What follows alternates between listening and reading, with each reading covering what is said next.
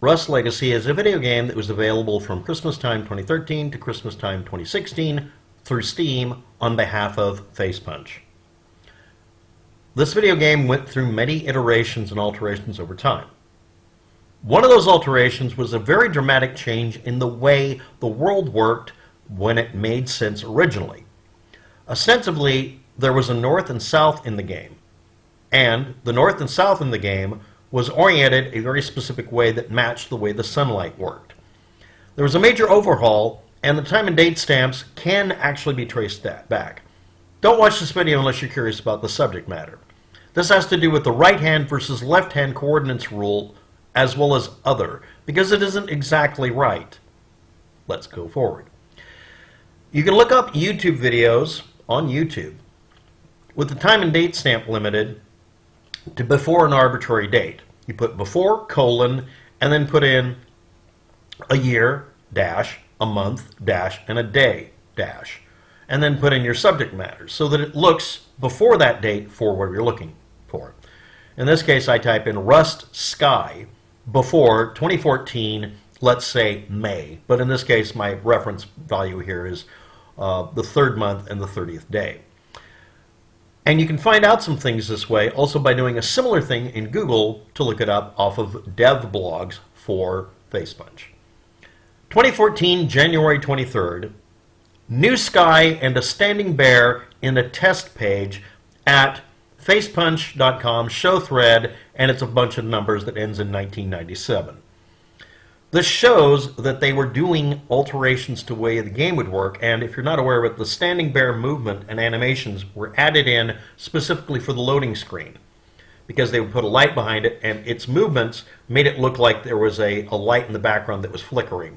For some reason they did that. It's an Easter egg. It would be seen if you were able to make it to where your fixed camera view of your character could come loose and walk around in it. You can see a few videos about that, seeing what's in the boot screen. But it mentioned a new sky. Later on Twitter and on another page, at the dev blog, we get this. A user on Twitter said, frames per second improvements with new sky are awesome. The sun seems to have changed direction in the new update.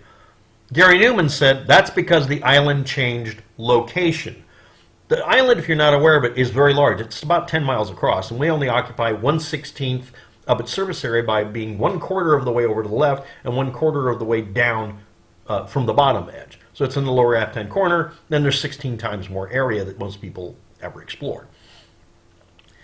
And he said the island changed location. The island has an actual dead center point that matches the physical layout of the map, including the terrain and stuff you can't see, which is in the ocean. So I'm not sure if it's location or not.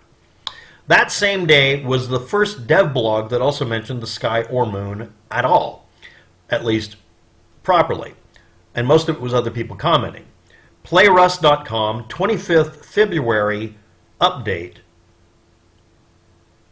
that I think is misspelled, under New Sky and OSX and Linux Fixes. The old sky originally rendered using 2 cameras. If you're not aware, those are also called projectors in Unity or not. What they do is they cause the sky to have more than one element, and each one required a camera. We couldn't have refraction effects because it would require them communicating back and forth to each other. Each utility you use to do some sort of visual projection, it would just create an infinite loop, them trying to overcompensate for each other. So they weren't able to use refractions. facepunch found a new sun on the asset store that they liked and hired the new sky's creator of that asset, André Straubmeier, to replace the sky renders in a single camera. And we can use refraction effects now. Next.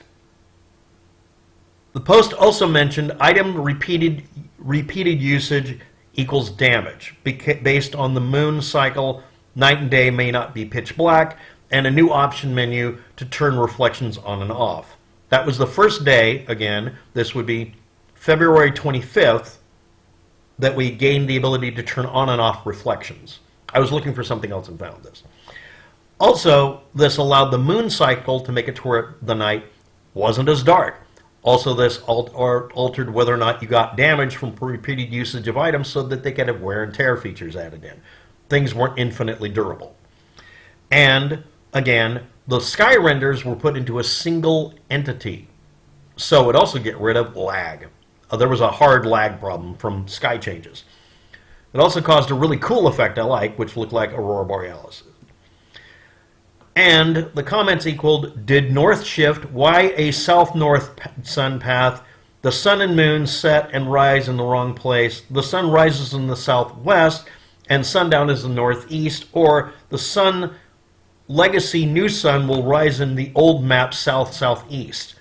These are approximately correct, but yeah, that was the day they changed it to where using the sun's position and pathway, or the moon, which moved a little bit quicker because they made the night shorter, wasn't useful. You couldn't use it to navigate anymore. I have a video where I embarrassed myself by switching back and forth between two slightly different versions in 2014 version and having that happen. I'm on the prowl for anybody who has a copy of the 2014 version before the 25th or the 1st that still had the correct sky, the older sky, or a way to just reorient them. Anyway, next. If one camera is being used for the sky, is this why the sun and moon and clouds go in the same direction? They all go the same direction. It should all be noted that that wasn't always the case. Originally, or was it? Let's move on. They also had red sunrises and sunsets, and now they're gone. Next, on March 30th, 2014, there was a spam attack, so they erased all of the comments directly under it, including the useful one, but there's an archive of it. And the spam attack was done by someone using a fake Gary Newman account by sticking in extra hidden characters to make it to where it was Gary Newman, and just making it work, and they had to patch that out. The rest of the commentary here is going to be about my opinion of this. They fixed something to improve the frame rate and make everything work correctly, but it destroyed navigation, and at the time, they never specified in the map any of the positions and orientations. There was no cardinal directions mentioned officially. Unofficially, people referred to area as north or south someplace, and now the sun was going basically north to south almost.